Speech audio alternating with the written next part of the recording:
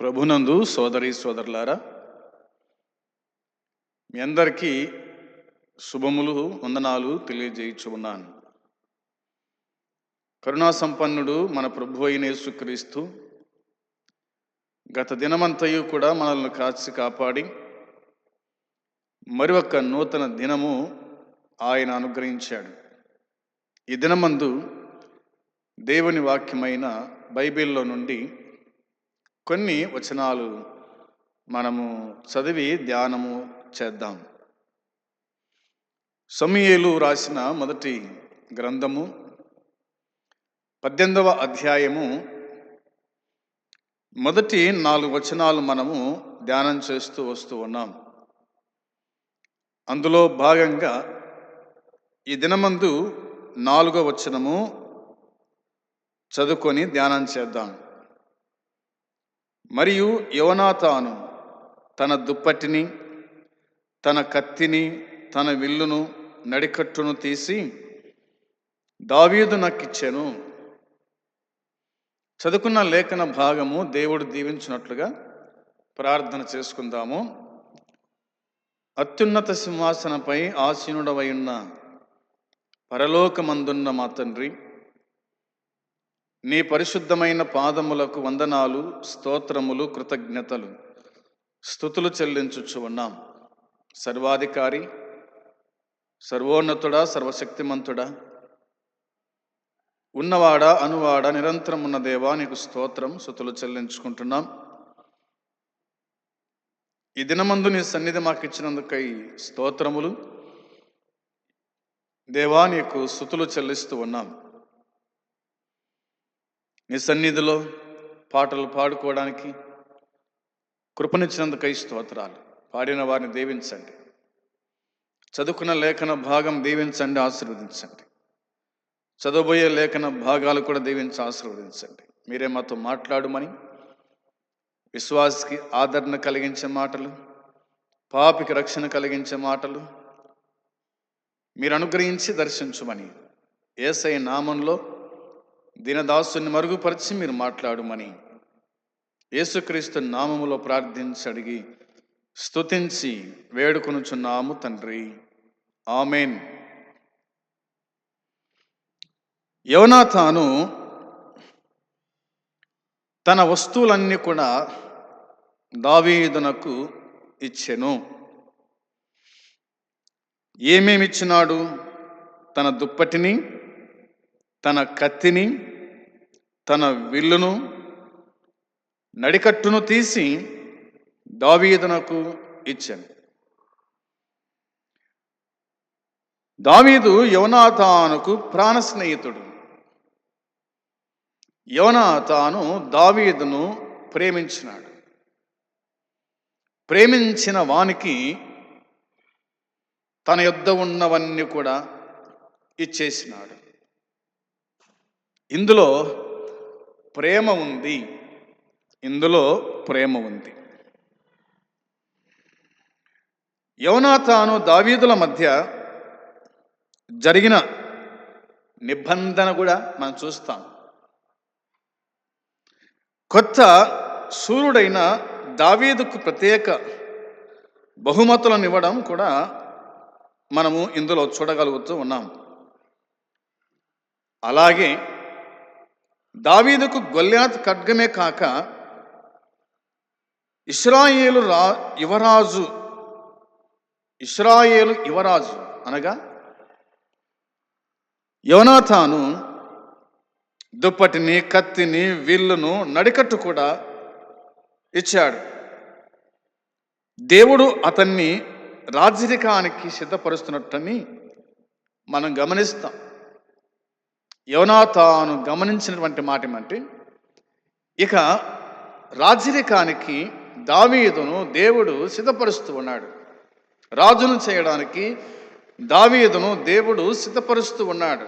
దాన్ని గ్రహించగలిగినాడు యోనాతాను.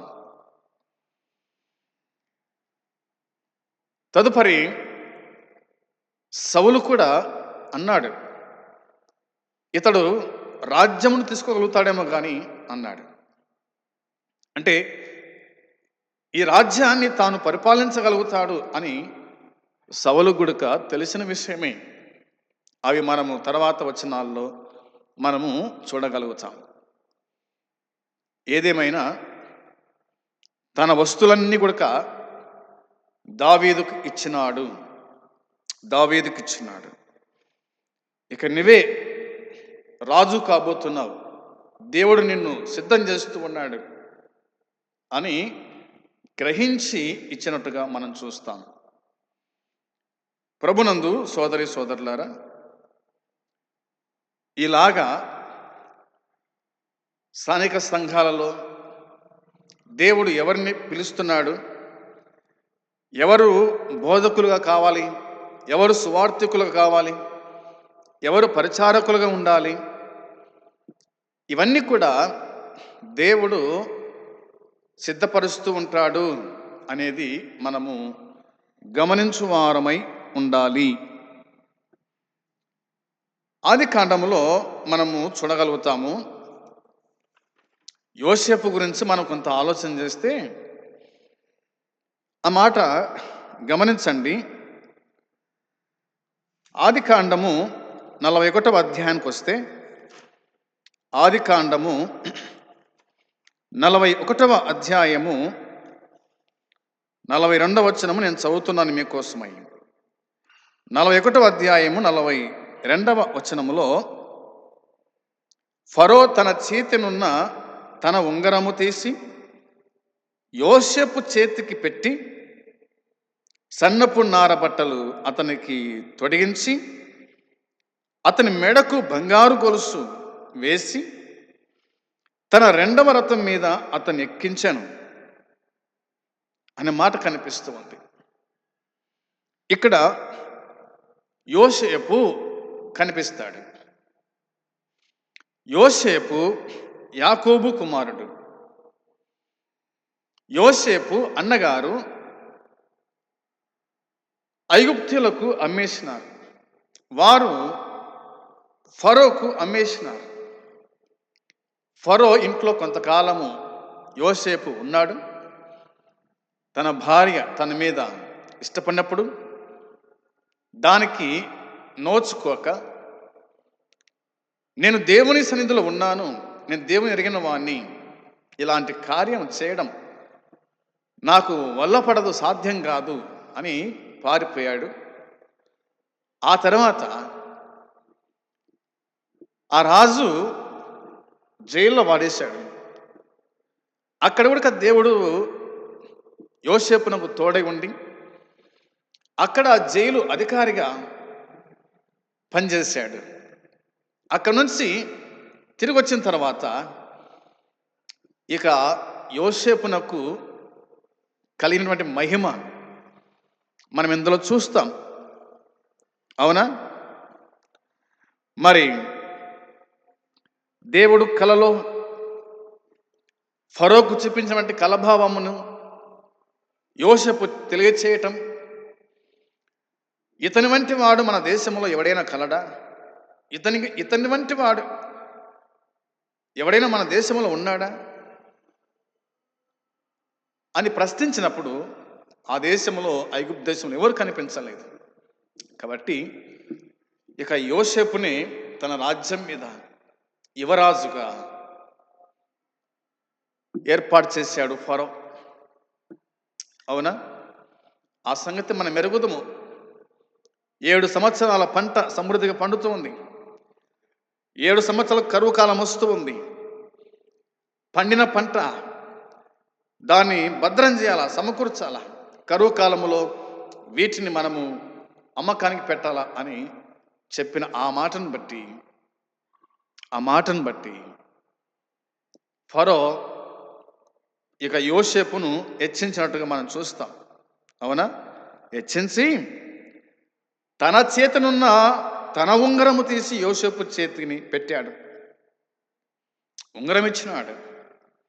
2వది, సన్నపు నార బట్టలు అతనికి తొడిగించినాడు. 3వది, మెడకు బంగారు గొలుసును వేశాడు. 4వదిగా తన 2వ రథం మీద అతన్ని ఎక్కించి ఇలా చెప్పినాడు,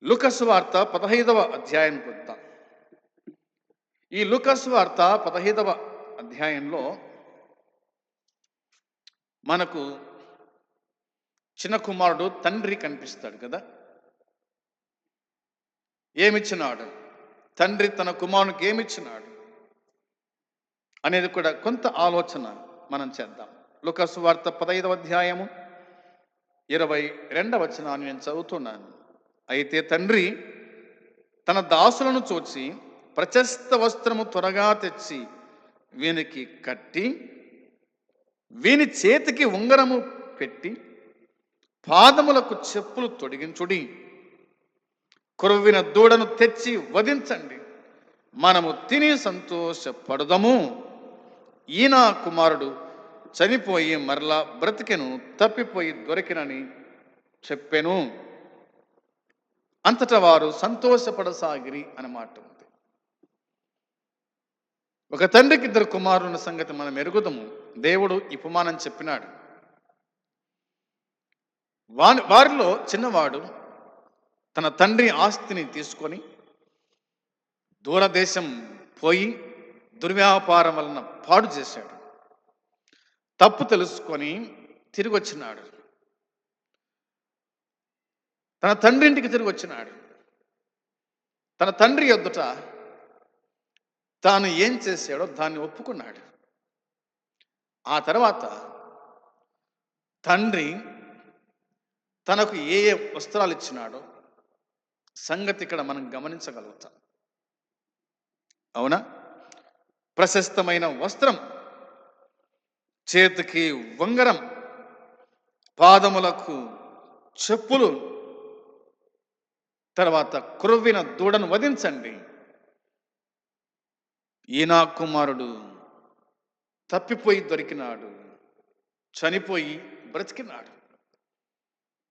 నా కుమారుడు నా యొద్దకు వచ్చినాడు, మనం తిని సంతోషించుదాం, మనం తిని ఆనందించుదాం అని తండ్రి చెప్పినట్టుగా మనం చూస్తాం. ప్రియ సోదరి, సోదరుడా, దేన్ని బట్టి నువ్వు తప్పిపోయినావో, దేన్ని బట్టి నువ్వు వెనకంజ వేసినావో, తప్పు తెలుసుకొని తిరిగి వస్తే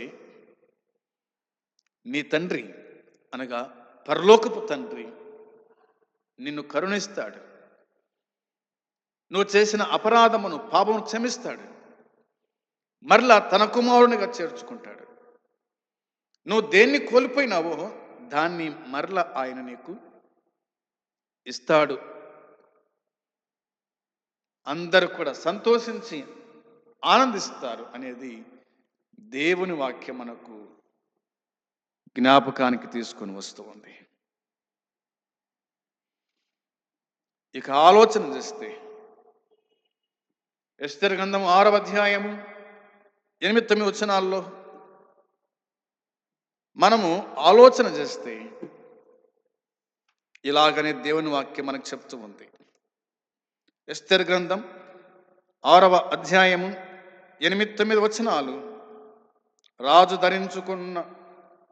ధరించుకొను రాజవస్త్రమును, రాజు యొక్క గుర్రమును, రాజు తన తల మీద ఉంచుకొను రాజకిరీటమును ఒకడు తీసుకుని రాగా, గనులైన రాజు యొక్క అధిపతులలో ఒకడు ఆ వస్త్రములను, ఆ గుర్రమును పట్టుకొని రాజు గణపరచనపేక్షించువానికి ఆ వస్త్రములు ధరింపజేసి ఆ గుర్రం మీద అతన్ని ఎక్కించి రాజవీధిలో అతన్ని నడిపించుచు, రాజు గణపరచనపేక్షించువానికి ఈ ప్రకారము చేయదగునని అతని ముందర చాటింపవలెను అనే మాట కనిపిస్తుంది.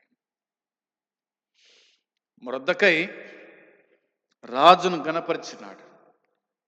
మొర్దెకై రాజునకు అపాయం ఉండగా తప్పించినాడు. అలాంటి వానికి ఈ ఘనత, ఈ వైభవము అవునా వస్తుంది అనేది మనకు వాక్యము చెప్పకనే చెప్తూ ఉంది. ప్రభునందు సోదరి సోదరులారా, కష్టం వచ్చినా, ఇబ్బంది వచ్చినా, కరువైనా, నష్టమైనా, అదేదైనా కావచ్చు, దేవునికి నమ్మకంగా ఎప్పుడైతే మనం ఉంటామో అప్పుడు దేవుడు మనల్ని ఘనపరుస్తాడు. పరాయి దేశంలో, పరాయి ప్రజల మధ్య, అవునా, మొర్దెకైకి ఇంత ఘనతన, ఇంత మహిమన, అవునా, అవును, అవును, తను దేవుని ఘనపరిచినాడు. రాజాజ్ఞకి భయపడలేదు, ప్రార్థన మానుకోలేదు. తన ప్రజలు అనగా ఇశ్రాయేలు ప్రజలు నశించిపోతారు, ఏదో వారు నశించిపోతారు, వారి కోసం ప్రార్థించిన వాడు, తాను దేవుని గణపరిచినాడు. దేవుడు తనను పరాయి దేశంలో ప్రజల మధ్యలో గణపరిచినాడు. అది దేవుడు తన పిల్లలకు చేసేటువంటి గొప్ప కార్యం అనేది మనం గుర్తుంచుకునే మార్గం. మన ప్రభు అయిన యేసుక్రీస్తు పరలోకాన్ని విడిచిపెట్టి, సింహాసనం విడిచిపెట్టి, అవునా, సమస్తాన్ని వదులుకొని ఈ భూమికి వచ్చిన తర్వాత ఆయనకు జరిగిన ఘనత ఏదో దేవుని వాక్యం మనకు జ్ఞాపకం చేస్తూ ఉంది. ఫిలిప్పీలకు రాసిన పత్రిక 2వ అధ్యాయము, ఫిలిప్పీ పత్రిక 2వ అధ్యాయము 7-8 వచనాలు మనం చూడగా, 7-8 వచనాలు మనం చూడగా దేవుని వాక్యమే మనకు చెప్తున్న మాట, మనసులో పోలికగా పుట్టి దాసుని స్వరూపము ధరించుకొని తన్ను తాను రిక్తునిగా చేసుకొనెను. ఆయన ఆకారమందు మనుషుడుగా కనబడి మరణం పొందినంతగా, అనగా శిలువ మరణం పొందినంతగా విధేయత చూపిన వాడే తను తాను తగ్గించుకొనెను అని వ్రాయబడింది. మన ప్రభు అయిన యేసుక్రీస్తు ఆయన పరమందున దేవుడు, అవునా, అలాంటి వాడు మనసుల పోలికగా పుట్టాడు, దాసుని స్వరూపం ధరించుకున్నాడు, తను తాను రిక్తునిగా చేసుకున్నాడు, ఆయన ఆకారమందు మనుషుడుగా కనిపించినాడు, మరణం పొందినంతగా, అనగా శిలువ మరణం పొందినంతగా తన్ను తాను తగ్గించుకొని విధేయత చూపినాడు అనేది మనకు వాక్యం చెబుతుంది. ఆ గొప్ప దేవుడు ఏమైనాడు? రిక్తుడైనాడు. అందుకనే దేవుడు అన్ని నామముల కంటే పైనామమును ఆయనకు అనుగ్రహించెను అని దేవుని వాక్యం మనకు గుర్తు చేస్తూ ఉంది. దేవుని వాక్యం గుర్తు చేస్తూ ఉంది. అందును బట్టి మన జీవితంలో మనము ఏమాత్రం కూడా హెచ్చించుకునే స్వభావం లేకుండా తగ్గించుకునే స్వభావం ఉండాలని వాక్యము చెబుతుంది. పౌలకు మాట రాశాడు కొరింథీ సంఘానికి 2వ పత్రిక రాస్తూ 5వ అధ్యాయము 21వ వచనములో 5:21లో రాయబడిన మాట, ఎందుకనగా మనం ఆయన యందు దేవుని నీతి అగునట్లు పాపం మెరుగని ఆయనను మన కోసము పాపముగా చేశాను. అవునా, మనం ఆయన యందు దేవుని నీతి అగునట్లు పాపం ఎరుగని ఆయనను మన కోసం పాపంగా చేసినాడు. పాపం ఎరగని దేవుడు, పరిశుద్ధుడైన దేవుడు, పరమాత్ముడైన దేవుడు మన నిమిత్తమై పాపముగా చేయబడ్డాడు. మనం నీతిమంతులం కావాలని, మనం పరిశుద్ధులం కావాలని ఆయన పాపిగా చేయబడ్డాడు. ఆయన ఎందుకు విశ్వాసం ఉంచిన మనము భక్తి జీవితం మనం బలపడాలా, దేవుని శక్తి మనం పొందుకోవాలా, దేవుని మహిమను మనం పొందుకోవాలి, ఆయనకి ఇష్టలుగా జీవించాలా. ఎందుకంటే ఆయన మన కోసమే మరణించినాడు, మన స్థానం ఆయన తీసుకున్నాడు. అందుని బట్టి నేను పరిశుద్ధుడను గనుక మీరును సమస్త విషయంలో పరిశుద్ధులై ఉండండి అని ఆ ప్రభువు చెప్పిన మాటను బట్టి మనం పరిశుద్ధంగా జీవించడానికి మనం తీర్మానం చేసుకోవాలి. యోనాతాను దావీదును ప్రేమించి ప్రాణ స్నేహితునిగా భావించుకొని తన దుప్పటిని, తన కత్తిని తన విల్లును, అవునా, నడికట్టును దావీదునకు ఇచ్చినట్టుగా దేవుడు కూడా మనకిచ్చాడు. ఇచ్చిన దాన్ని పోగొట్టుకోకుండా భద్రంగా కాపాడుకుంటున్నాం. మన మరణం వరకు, ఆయన రాకడ వరకు మనము సిద్ధపడాలని, సంసిద్ధంగా ఉండాలని, ప్రభు కోసం జీవించాలని మనవి చేస్తున్నాను. అట్టి కృప దేవుడు మనకు అనుగ్రహించును గాక. ఆమేన్. పరమ తండ్రి మీకు స్తోత్రం, స్తుతులు చెల్లించుకుంటున్నాం. మీరు అందించిన ఈ మాటలు దీవించి ఆశీర్వదించండి. ఎంతమంది వినగలిగారో వారి జీవితంలో కార్యం జరిగించి పత్ఫలం దయచేయమని ప్రభు అయిన యేసుక్రీస్తు నామములో ప్రార్థించి అడిగి స్తుతించి వేడుకుంటున్నాము తండ్రి. ఆమేన్. పరమందున్న తండ్రి ప్రేమ, మన ప్రభు అయిన యేసుక్రీస్తు కృప, పరిశుద్ధాత్మ సన్నిధి సహవాసం కూడి వచ్చిన మనకు సకల పరిశుద్ధులకు ఇప్పుడు ఎల్లప్పుడు సదాకాలము తోడై ఉండును గాక. ఆమేన్. అందరికీ వందనాలు.